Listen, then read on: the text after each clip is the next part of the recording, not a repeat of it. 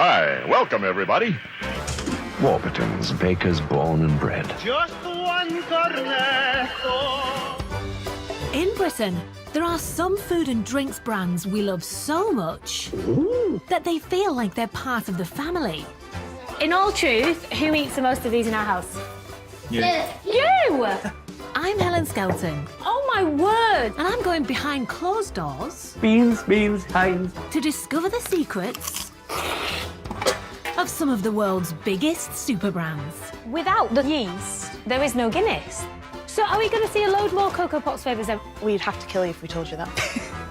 I want to find out how they make the things we love, Are you ever going to find the perfect potato? Maybe not, but doesn't mean you shouldn't try. how they build their global empires. Tell me how you get to be... How do I get to be the big cheese? Yes. What have Walkers done right, You know, they get the right people to do their adverts for them. and what gives them sleepless nights? We have got to try and rescue that brand from where it is now and make it into what it should be. You're at your most vulnerable when you're at your most successful.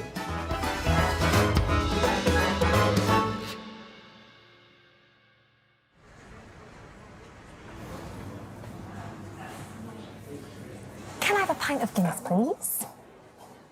You've got to be patient when you're waiting for a Guinness, haven't you? You've got to wait for it. Look, I let it settle. We have on the time. Guinness is the largest brewer in the world of the distinctive-looking beer known as stout. They sell 1.5 billion pints every year. All the precious things love has in store. Thank you so much. Only love. Look at that. It's iconic, isn't it? Even if you don't drink Guinness, when you say Guinness, you can picture what it looks like. The harp glass, the really distinctive dark colour, the thick, creamy head. This is a drink that has been one of Britain's favourite tipples for over 2 centuries. Let's see, shall we? I think I should put a flake in it. Being Irish, we absolutely adore Guinness, and it is a staple part of our diet. Guinness is magic, man. Guinness. Please drink sensibly.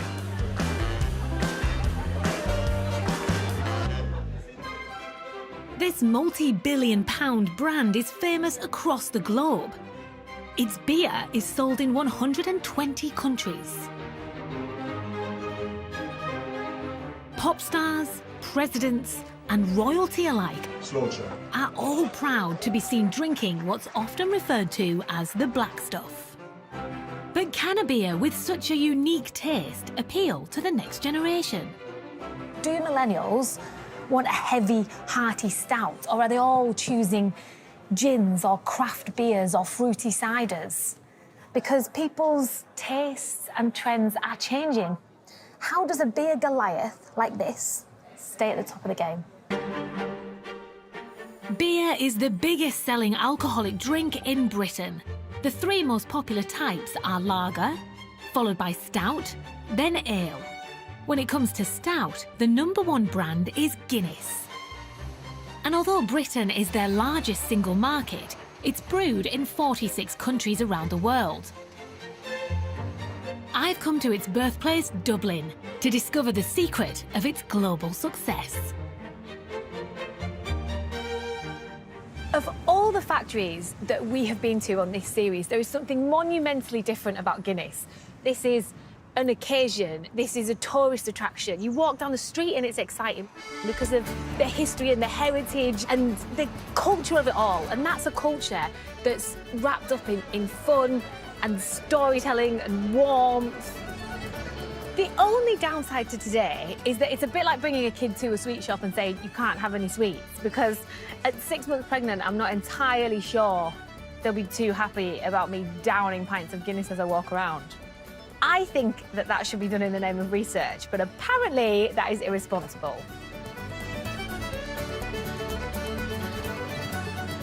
I'm here to meet Martin, who is master brewer, oversees production, and is one of the few people who knows the beer's secret recipe.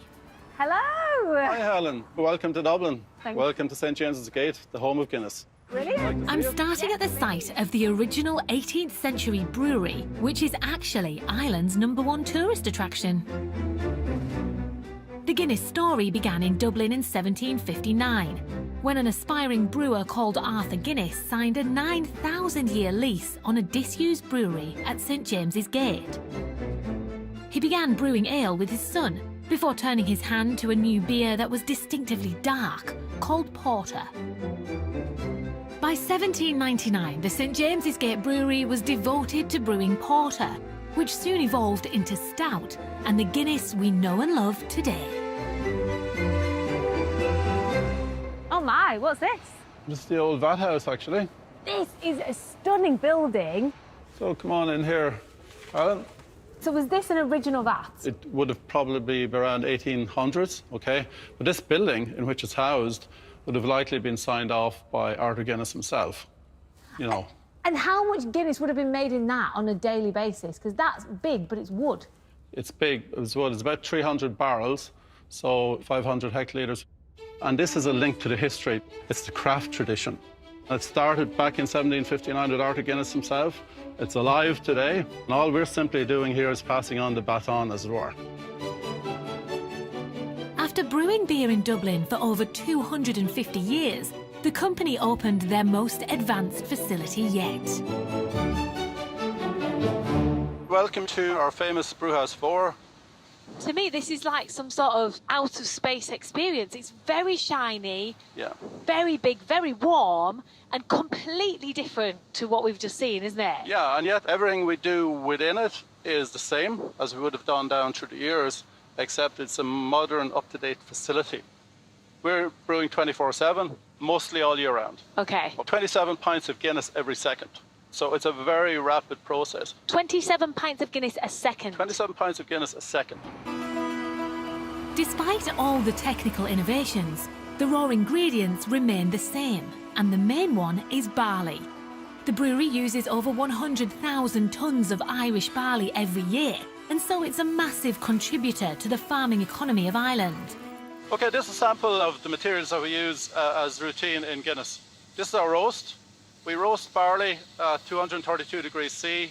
That contributes the famous Guinness colour and unusual coffee-type flavour. Oh, yeah. It's a bit like roasted coffee beans. You can smell the roasting, can't absolutely. you? And what is this? This is malt. When we take barley from the field, we then send that to a maltster who converts it into malt. They fool the grain into thinking it's springtime in the field. It kind of starts to sprout, and it breaks down its own sugar as energy. That's strong smelling as well, isn't it? Oh yeah, I mean, malt does contribute its own unique flavour. And hops, which is added in the kettle process where we extract alpha acids. So is there a written down recipe, or is it a kind of manipulation of what you guys think is best? Well, no, there is a predefined recipe. It's a constant recipe, but the adjustment is the tweaking. It's the tweaking around the edges that bring out the constant output. Where is the recipe? Is that commonly known? It will be known to brewers, and obviously known to our quality people, but we try to keep it at that. I was going to say, I can keep asking you in different ways, but you're not going to tell me what it is, No, I'm not. The roasted and malted barley is finely milled to create grist. Water is then used to extract the natural sugar from the barley in a process called mashing. It's the sugar that will get turned into alcohol by fermentation using yeast later in the process. Next, the grain solids need to be separated from the liquid in the lauter tun. It's like a coffee percolator. You're ready to withdraw liquid from it. It's going to be hot, right? It's going to be hot. A coffee percolator is the perfect analogy because I can see that straight away. Yeah. Wow. So the grain that's left behind then will be cleared away and sent off to farm for their livestock. So your waste product isn't a waste product? No waste product here. Everything has a link back into the chain. Brilliant. The sugary liquid they end up with is called wort. Hops are added to give the beer its familiar bitter taste, but it's not Guinness yet. It needs gas and alcohol, and that's created by a tiny microorganism called yeast. A unique strain of yeast is used to ferment Guinness, and it's kept in a secure room known as the library at -196 degrees centigrade. Hello, you must be Dan. Hello. They said come to the library. I'll be honest, it's the weirdest looking library I've ever seen. This is where we store our Guinness yeast under liquid nitrogen at minus 196 degrees Celsius. All of the Guinness yeast actually relate back to the original yeast that was actually isolated in 1903.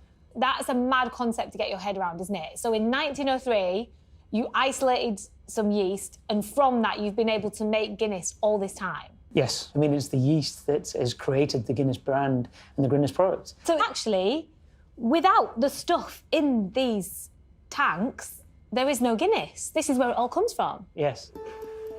The yeast can be kept safely at these freezing temperatures indefinitely. Ooh. This is how we store the Guinness yeast in these cryo vials. We then transfer it to the lab and we grow it up, and then from there we then disperse it to our breweries. Once removed from the vault, the yeast is given a thorough health check before being grown in the lab for 4 days. And then from there, we then transfer it to these little slopes. We then send around the world to our breweries. And that can go off to make the beer? That makes the beer, yeah. But as raw ingredients go, the yeast has a massive effect on the end product. Oh, absolutely huge. Not only does it provide CO2, so it gives the beer its fizz, and obviously we have the alcohol as well, a number of the flavours that you enjoy is actually a consequence of the yeast. So could you taste a pint of Guinness and go, someone didn't do the checks on the yeast there? No, because that wouldn't happen. The Guinness yeast is used to make 8 different varieties of stout. In breweries across the world, we are fire in our hearts. Including bottles of foreign extra stout. We are made of black. Which makes up over 1/3 of global sales. Despite Guinness being one of Ireland's oldest brands, they actually sell more beer in Britain and Nigeria. All the Guinness sold in Ireland and the UK is brewed here in Dublin. The whole process takes 8 days. But before the stout can be delivered to your local, it first has to get past the palates of some very serious tasters, led by global head of quality, Steve. Steve, what did you give 414? 8.5. It's good. 8.5. 8, and I gave it an 8.5. What do those numbers mean? They're rated from, say, 0 to 9, and exceptional and very good quality roughly is around 8 to 9. And what happens if it scores less than 7? That beer is obviously not released. What we would usually do then is maybe get 2 more kegs from that same batch and bring them back through and then retaste. But if genuinely the panel is not happy with anything, it doesn't go out. I know you're all responsible, but at 10:30 every morning, because you're not spitting it out like a wine taster, you're actually drinking it. We wouldn't have any more than 8 samples in the morning, and you only take like 1 swallow really. But by the time you leave here at 4 o'clock, it'll be well out of your system. To be honest, I definitely underestimated the amount of care and attention to detail that goes into making a pint of, dark beer. So what I want to find out next is, how did they turn this fairly plain-looking beer into a global superstar?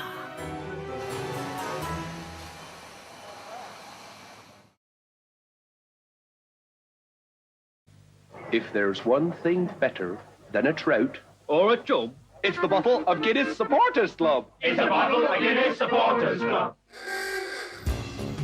In Britain in the early 20th century, Guinness was only sold in bottles. Sales were generated by word of mouth. The brand disapproved of advertising its beer. But by the end of the 1920s, the economic depression had led to their beer sales slumping. In a bid to stem the decline, Guinness reluctantly published their first ever advert. However, it gave rise to one of the most famous advertising slogans of all time: Guinness is good for you. To learn more, I've come to meet their archivist, Evelyn. So this, Alan, is the original, very first Guinness ad. It was 170 years after Guinness was founded before we advertised for the very first time. Hang on, it was 170 years before you even needed to do an advert? Exactly. And famously, the head of the Guinness family was actually very reticent in having his name put up on billboards. And he was brought around by one of the head brewers at the time who advocated for the fact that the advertising would be as good as the quality of the beer. The thing that I love about advertising is that it's such a snapshot of social history and it takes you back to the thinking of the time, which is hard for people to appreciate it. And I think that shows in this first advert. It's health-giving value. Guinness builds strong muscles. It's nourishing properties. Guinness is one of the most nourishing beverages, richer in carbohydrates than a glass of milk.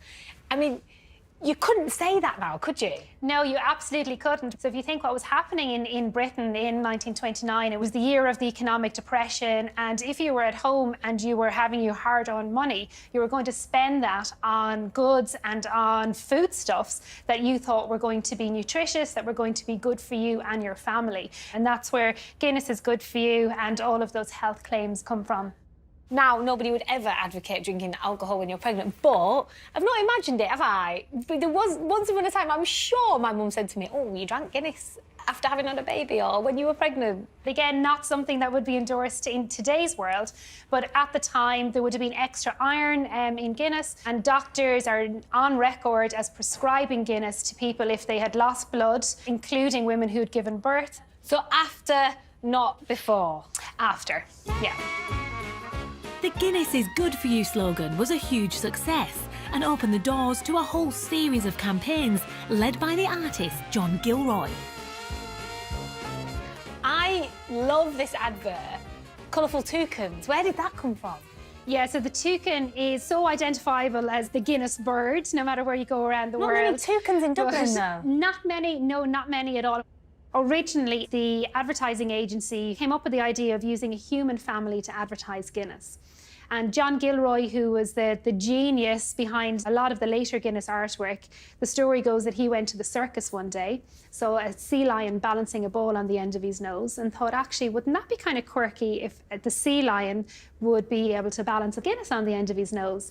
And suddenly the idea of creating a human family to advertise Guinness morphed into a menagerie of animals. And of all of the animals, the toucan was really just the one that caught the public's imagination the most.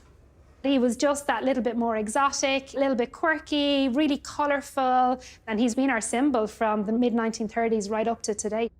Next time you order a pint, ask for a Guinness and say a little birdie sent you. These slogans and cartoon characters firmly established Guinness as a household name.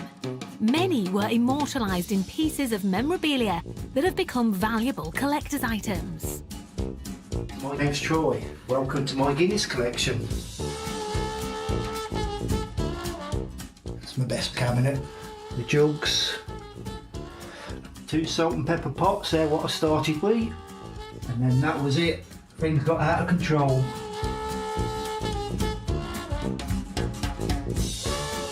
This is where, originally, I was just going to put a few knickknacks. It's gone a bit further than that, as you can see. And here is where I go to bed every night, thinking of drinking the next pint of draft Guinness.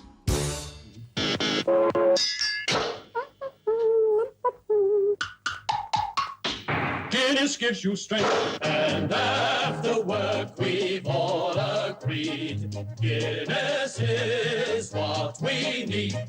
Guinness, Guinness gives you strength, gives you strength. Despite being a well-loved brand in the UK, by the 1950s, bottled Guinness had around 5% of the market and was struggling to compete with draft ales. Guinness needed to find a way to beat them at their own game. Then in 1959, they hit the jackpot when a Guinness scientist, Michael Ash, invented a revolutionary dispensing system which added nitrogen as well as carbon dioxide to beer, producing the classic creamy pint of draft Guinness known throughout the world today. The nitrogen creates the famous surge effect, but it also created a major marketing problem.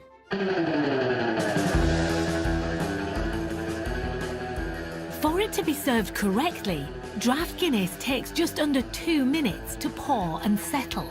The challenge for the brand over the following decades has been how to sell a beer you have to keep customers waiting for.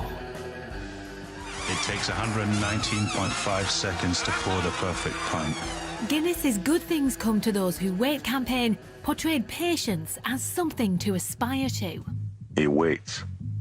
That's what he does. And they'll tell you what. Tick followed tock, followed tick, followed tock, followed tick. The brand's unconventional advertising reached an all-time high with their 1999 Surfer commercial, which has been voted the best ad of all time. Here's to you, I have. And the fat drummer hit the beat with all his heart. Guinness spends tens of millions on advertising to help maintain their status as the world's biggest stout maker. But in the age of social media, a Guinness drinker with a bad pint and a smartphone is a risk to its reputation. 2 years ago, Guinness fan Ian started an Instagram account called London Guinness, dedicated to the pints that would have Arthur Guinness turning in his grave. He now has an army of 185,000 followers. Ian, how did this all start? What was the moment that made you think, I'm going to set up an Instagram account dedicated to pints? I love Guinness. Like, it's my drink. Heaven in a pint. So I guess when you order a Guinness, you expect a certain level, you expect a certain standard, and if something goes below that standard, that's where London Guinness is. I guess if I was a big brand like Guinness, I wouldn't know if social media is a good or a bad thing. Because for want of a better word, you could be a keyboard warrior who has the potential to do damage to a massive global brand. It's good because it kind of gives like power back to the consumer. What is this about? That's the prime example of a pint with no head. And is that offensive to a Guinness drinker? Absolutely. Like, it's like part of the glory of a Guinness is that you have like creamy head. So when you get a pint that has no head, it's actually nearly more offensive, I'd say, than a pint that has too much. Are you sure? Because look at this. I mean, that is half and half. If you're looking for value for money, I would say you're getting more bang for your buck with the small head. I can't believe that someone's handed that over. That's on the extreme end of bad pints, I'd say. The really deadpan comments. Like, somebody's put up a picture of a Guinness in a Carling glass and all it says is 10 Hail Marys. Yeah, just... That's it. That's the price. I think that's one you could see quite often in London, to be honest. What's wrong with that? Sadness in a glass. The Guinness head should be smooth. But when you have, like, 40, 50 bubbles, you know it's going to taste like battery acid. Maybe this is a sweeping statement, but people who drink Guinness seem to have it has to be right. Yeah, it's like the Guinness drinker is a superiority complex. Yes, yes. Yeah, it is. Some of my friends do take the out of me saying I'm the Guinness police. Honestly, like, I never worked in a bar, so like it's a little bit rich of me to be the on the Guinness man. But I don't know a pub wants to serve a bad Guinness. You know, saying like, got to make sure the Guinness isn't too bad because you don't want to get like roasted by this Instagram account. If it just helps pubs get better pints or for punters to get better pints when they're ordering a Guinness, then that's the job done. The London Guinness account helps to keep Guinness quality executives like Chris and Dennis on their toes. It's their job to get the spanners out and troubleshoot problems in pubs across the UK when pints of the black stuff are not up to scratch. How did you feel when you saw London Guinness posting pictures of terrible pints? In fairness, it put me in a pretty bad mood straight away. I spoke to the team, spoke to Chris and the guys and said to them, look, as soon as we get a post on this page, we need to be in there within 4 hours. And we were turning up at pubs that didn't realise they were getting slagged off on social media, showing them the post, doing a full quality reset in the outlet, getting them to pour a perfect pint and then posting the perfect pint on their website and showing the consumer that actually we're responding to Guinness quality. So we just want to find out where our beer isn't great and do something about it. That's our job. It's been a long time since I worked in a bar, so I'm going to see if I can still pull a pint that won't offend Chris and Dennis. Attention. Little finger underneath, glass at an angle, fill carefully to the harp logo. The smell is so distinctive. Move the glass to an upright position, then stop. and wait. It's 119.5 seconds for it to settle. It really is about making sure that the nitrogen all rises into the head and the CO2 falls back into the beer. There's 300 million bubbles in a pint of Guinness. And He's counted them. Yeah, people would tend to rush that pint now, but actually that last piece is the most important because you just fill in the head full of nitrogen, all the CO2 is dissolving back into the liquid, and that's where you get that complex taste with Guinness. Okay. If it's poured correctly, you should get a slight dome on the top. And if it's not poured correctly, you'll never speak to me again, will you, Dennis? True. So Chris will now We'll test it. What are you doing to test it? Why not just drink it? We have 3 measurements: the head size, the temperature, and then obviously the taste. So what should the perfect head measure? Between 12 and 18 millimetres. And that's to comply with law. By law? What By law? law. What law?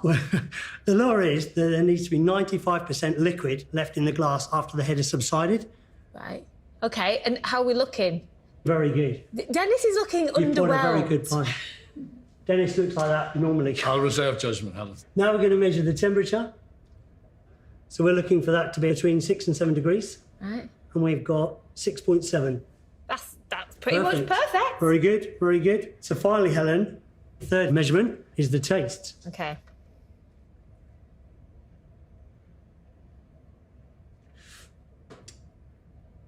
Delicious. Do I pass? You pass. Nothing from Dennis. Very good. They are doing a serious job. They are doing quality control. And with a brand like Guinness, you cannot underestimate the value of quality. It's what their brand is built on. Every bit of that pint is checked for perfection. For crying out loud, who measures the head of a pint? They do. Who checks that the glass is facing the right way? They do. Like, you cannot underestimate the level of detail and commitment that goes into making sure those pints are perfect.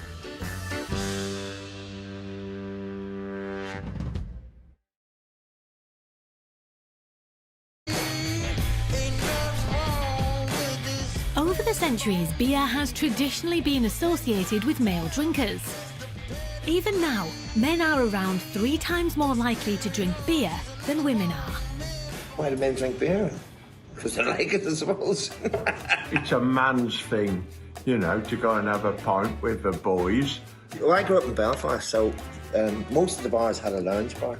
The husband would go into the public bar, and the wife would go into the lounge bar. We wouldn't go into a pub on our own, let alone buy a drink. No. When you had a girlfriend and you went out for an evening, you'd go out for a drink. I mean, you'd have a beer, but they wouldn't. It wasn't acceptable for us to drink beer, us being women. It wasn't ladylike. The last thing I think of is a lady with a pint glass in her hand. Looking back at it, I think it was sexist. Sorry, it's a bit biased. Get me a Guinness, love, would you? Back in the 1960s and 70s, beer adverts were mostly targeted at men. Here you are, dear. Thanks, lad. Why don't you get one for yourself? If you've got to fetch and carry, do it when you're shopping. But by the late 1970s, Guinness sales were falling, and the brand's response was to broaden their appeal with a series of ads depicting women Guinness drinkers as sophisticated and savvy. By the mid-1990s, the brand had fully embraced changing attitudes, launching their first TV ad featuring only women.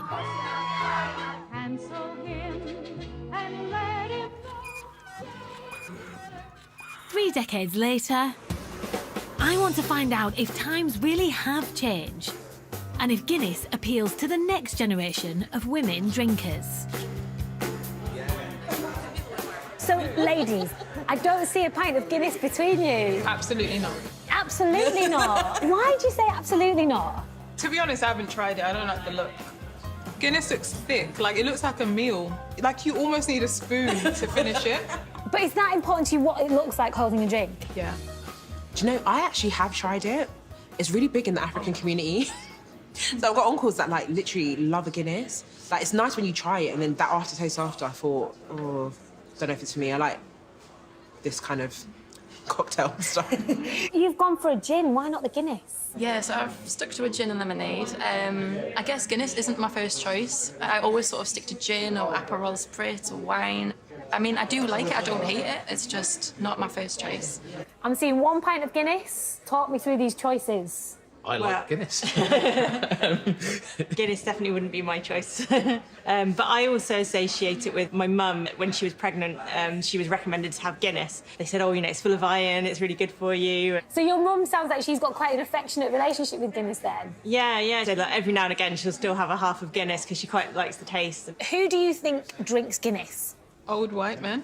Or, like, Jamaicans, because I feel like Guinness Punch is that not a... Yeah. Talk me through what kinds of things you might drink.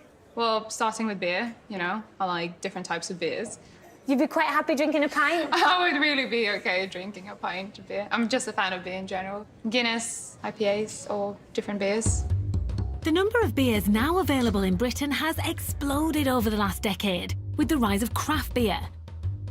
And its market value has almost doubled in this period to over £1 billion. To get an independent view on this beer market revolution, and to see what might be in store for Guinness, I'm meeting award-winning food and drink writer Melissa Cole. So tell me then, who is Guinness aimed at? Well, Guinness would definitely tell you that Guinness is aimed at everybody, which is actually should be the case for any brand. But the fact of the matter is that historically it has been aimed at men. When advertising first became big business and Guinness became a big advertiser, it was middle-aged men who held the purses, held the power. There has been the mindset that women don't have their own disposable income. Women don't like to drink beer. Roll forward, not that much changes. Roll forward, not that much changes. Just recently, craft beer came along and it said, oh, we don't give a monkeys if you're an octopus, would you like to try our beer? And that was the huge difference. There are if I walk in here as a punter, there's loads of things I could choose before I pick a Guinness. Yeah. The difference now is that people aren't so one brand for life, one beer for life anymore. They are more experimental, particularly the generation that's come up with craft beer. Is Guinness at a tipping point? You know, if they don't get the next generation in, is the future bleak? Alcohol consumption in the UK is dropping year on year, has been for over a decade now. The new generation of 18 to 25s are drinking less than any other generation before them.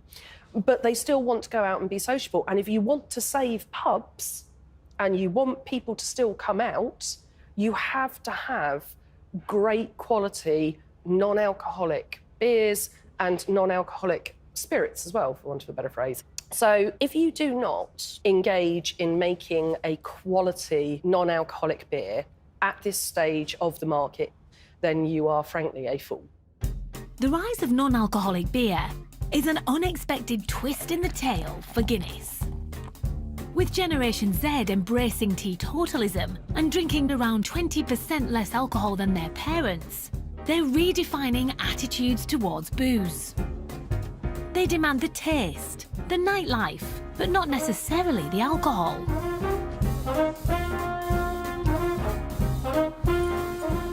To find out how Guinness is responding to the moderation movement, I'm meeting innovation brewer Aisling. Hello, you must be Aisling. Hello, nice to meet you. She had the daunting task of creating a stout without booze. We all love Guinness. We know lots of people do, but we wanted to produce a Guinness without the alcohol so that it could be enjoyed in more occasions and give people an opportunity to have Guinness when they maybe don't want to choose alcohol. Tell me about Guinness Zero then. How long has it taken to get this to market? Yeah, so we've been working on Guinness Zero for almost 4 years now, which seems like a long time. But we really wanted to not compromise on the flavour and really wanted to deliver the best quality and a Guinness Zero that tastes just like Guinness but without the alcohol. So talk me through that 4 years then, because you guys have almost set yourself the impossible task. You've got a product that people have loved for years the world over, and you want to make the same thing but without a key ingredient. That's not an easy thing to achieve. No, it definitely was a challenge. When you take away the alcohol, you take away a lot of the flavour, it takes away some of the body, and obviously it takes away the mouthfeel, the alcohol warming that you get. So there was a lot of work that we did to try and ensure that it was as close as possible. We actually start with Guinness. We gently remove the alcohol with cold filtration process. Ah, so it is Guinness, and then you've taken the alcohol off? Exactly, yeah. Beer doesn't like heat, so we wanted to select a technology that was really gentle and left as much of the Guinness character as possible. There was a whole team that worked through hundreds and hundreds of different recipes before we landed on the last one. I think we're a little bit surprised ourselves on how close that we actually managed to get it to taste and to have that look and feel. It's exciting, but it's quite a responsibility, isn't it? Because Guinness is iconic. Yeah. We're obviously here in the Guinness Open Gate Brewery. We're in the pilot scale where we developed the recipes, but then we had to scale it up to the large scale. So the breweries in St James's Gate have really nailed it. No brand is bulletproof, even one with 2.5 centuries of success and brand building. You know, successful brands move with the times, they evolve, they change and they react to trends. And I think that is exactly what Guinness is doing by launching Guinness Zero. It'll be fascinating to see how it plays out.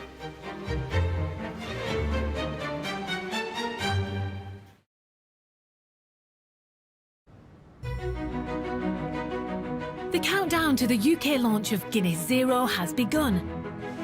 The brand has a long history of invention, and after 4 years in development, this alcohol-free stout is their biggest innovation in the UK in over 30 years. Like regular draft Guinness in a can, it relies on a clever device, which in 1991 won the Queen's Award for Technological Achievement, beating the internet. In every can of Guinness, there's over 250 years of brewing tradition. And a widget. The widget is a small plastic ball that holds nitrogen under pressure. When the can is opened, internal pressure is released and the gas creates the familiar surge, creating the iconic creamy head. The widget brought the experience of a pint down the pub into people's homes. Ooh. I think that might be a widget kicking in. It's the theatre of watching a pint of Guinness settle. There's nothing else like it in the world. There's very few other beers you'll actively wait for before you drink.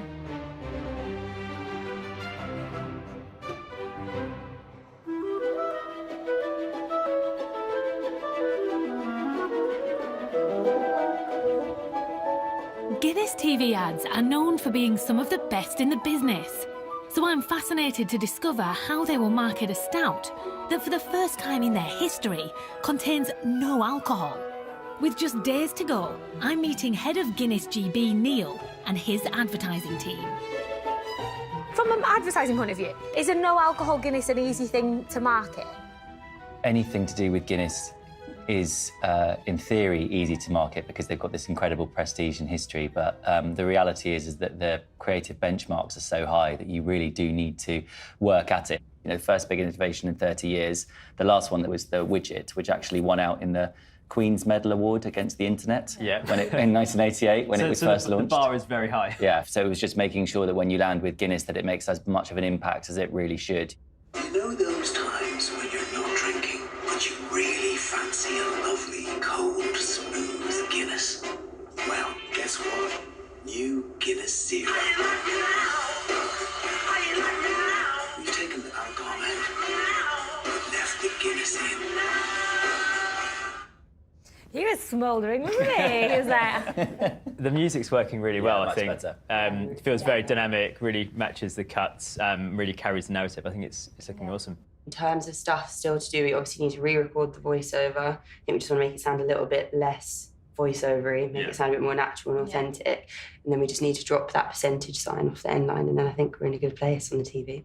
With an advert like that, are you trying to get Guinness drinkers over to drinking a non-alcoholic version, or are you trying to get new people? Guinness Zero is aimed at Guinness drinkers, so it gives them an option. I think when you look at the brand, it's one of the core values is communion and kind of bringing people together over a Guinness. And so actually where it's really nice is, let's say, you're a group of friends, everyone's drinking Guinness and one person doesn't want to drink, they don't feel left out, so everyone can still be in that moment together. Who's your biggest competitor in the no alcohol world? Heineken Zero has done a great job at kind of really expanding the non-alcoholic beer category since that was introduced over the last couple of years.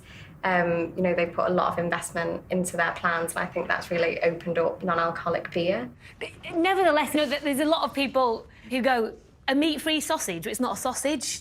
Those people will say, an alcohol-free Guinness is not a Guinness. There are some naysayers. I think there were certain people who were a little bit concerned by it, but the uptake online and the feedback that they've got from influencers, from some pretty stern critics, has been fantastic. I think how we like to think about it is we're respecting our 260-plus-year-old history, but really looking to the future so that we're reflecting changing society and changing culture. And does it taste the same? It very much tastes like Guinness, but without the alcohol. It's a bold claim, and despite being pregnant, I can put it to the test. So I'm back in Dublin to meet Steve, the global head of quality, and Mark, the global head of beer, to find out how they create the same Guinness pub experience selling a pint of non-alcoholic stout. This pub seems to me like a pilgrimage. It's everything that is Dublin, that is Guinness, that is Irish. I feel like I'm cheating on Guinness to say I want a zero alcohol Guinness, and I bet I'm not the only one. There are a lot of people who are die-hard Guinness fans, and Guinness to them is Guinness Draught in a pint glass. But Guinness Draught was developed in the late 1950s and launched in 1960. So people who would say you can't do anything with Guinness are talking about our youngest member of our family. We have always innovated, and we will always innovate. But that's quite a tricky balance, isn't it? Respecting the heritage, which is key to what you do, but reinventing yourselves. It's something that Guinness has had to do because it's been around for like 260 years and therefore always has to reinvent itself for the next generation so that people don't just see it as their mum's drink or their dad's drink, but something relevant for them.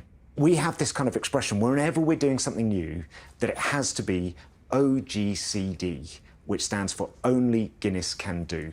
So if we're doing an ad or the way we do our sponsorship or the way we do a new product and it's like something that another beer could do, then it's not right for Guinness.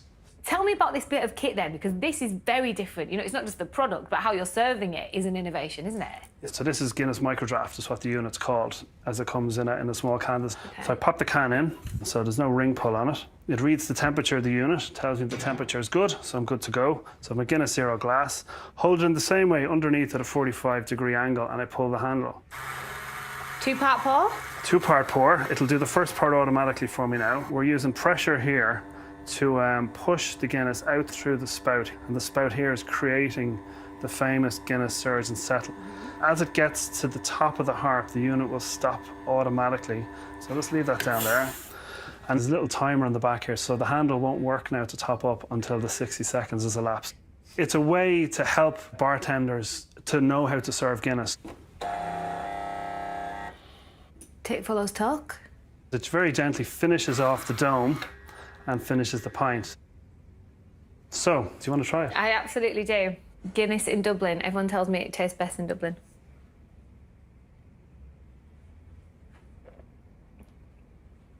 Now, I think you know that I would be honest, but that is surprisingly really good. I'm not a regular Guinness drinker, but if you're telling me that it's about the occasion and the experience and the beauty of the glass and those sensory overloads, all of those boxes have been ticked. Cheers, guys. Cheers. Today I'm going to test the difference between our regular 4.1% Guinness and the 0% alcohol Guinness. Which is going to be interesting, because I drink quite a lot of this and I've never drank this.